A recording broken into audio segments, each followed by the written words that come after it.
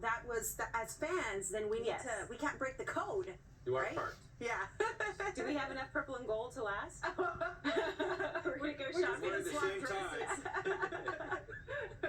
Hi everybody, thank you for joining us. But we'll be staying on top of that. Go Lakers! And you know what? We're also staying on top of what's happening at the coast. You heard Lauren talking about high tide and low tide, and of course the flooding that's happening over at Seal Beach. This picture is from Timothy Mason of those waves crashing at Newport Beach. So we have those large breaking waves and that high tide that's contributing to that coastal flooding. A beach hazard statement is in effect through tonight all along the Southern California coastline. We're talking about waves that are reaching heights between 3 to 7 feet. So now you know, and we'll continue to hear from Lauren throughout the morning. So here's a look at the forecast for you in the Inland Empire, where this morning you do have a bit of that marine layer. Humidity is elevated. Temperatures are cool. We're in the 50s, but we're going to have sunshine. 8 a.m. temperatures will be in the 60s. Around 10 a.m. we're going to be at 70 degrees.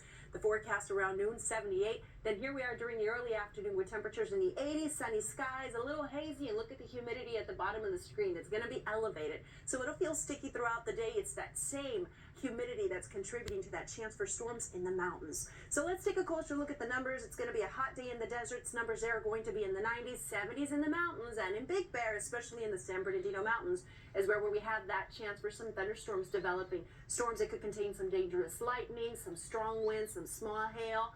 Here's a look at the weather for the Inland Empire, where some of those storms could drift off the mountains, and that's why I included an isolated chance, especially for places like Lake Elsinore, Temecula, and Hemet.